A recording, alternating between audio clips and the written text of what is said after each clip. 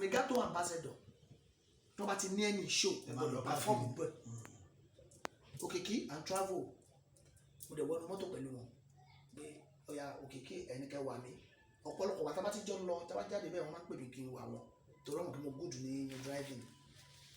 so tó fà tí mo fi wà lọ́jọ́ ẹ̀ Àkúrẹ́ yẹn là ń lọ kò sẹ́ni tó mọ̀ nínú wa pa máa gba ibi tí nǹkan ti ṣẹlẹ̀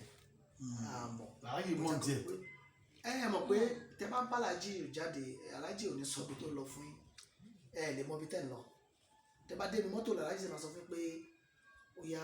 Ìbàdàn lẹ lọ Abẹ́òkúta lẹ lọ ẹ lè mọ̀ kẹ́ tó kúrò lé but Àkúrẹ́ yẹn mò ń gbọ́ pé show wà bẹ́ẹ̀ lẹ́tí mọ̀ pé a máa ṣe show ní Àkúrẹ́. so ìṣẹ̀lẹ̀ tó ṣẹlẹ̀ ní ẹ̀ ìjọ tiẹ̀ ṣe máa ń dẹ́rù bàyẹ̀ tẹ́ bá ṣe rántí. láti ìgbà tí kíní ẹ̀ ti ṣẹlẹ̀ mi ò gba ọ̀nà yẹn mọ́ mo dẹ̀ ń travel lọ síbẹ̀. kì í sọ̀rọ̀ bí ni. ọ̀nà ọ̀bẹ ni ẹ̀rù máa ń bà mí ni ó ní iye ìgbà tí mo fi wà nílé tó yẹ pé mo máa ń sunkún tí máa ń jẹ́ aláìsàn àìsàn Oko Oloyun mo máa ń ké bí ọmọ kékeré tí n bá wà ní tí n bá travel tí n bá rí igbó ẹ̀rù máa ń bà mí mo máa ń gbọ̀n ni ó máa ń dàbí ìgbà tó yẹ pé àwọn kan tó hide sínú igbó yẹn tó fẹ́ yìnbọn ṣé mo experience tó ṣe wípé mi ò rí rẹ̀ láyé mi ni tó yẹ pé ìgbà tó wá tí ọ̀rọ̀ ṣẹlẹ̀ tẹ́gbọ́n mi wá gbé mi láti Ìbàdàn gan mo dorí kodò tí mo fi dẹ́kọ̀ọ́ lọ́wọ́ pè mí torí mi lè wọ́n ní gbó. ọlọ́pàá ọ̀dẹ̀ dàn yín láàmú wá ń tini mọ́lé wọ́n fìyà jẹ ni. àwọn tí mi mọ́lé o 21 days ni mo lò ní sẹ́ẹ̀lì.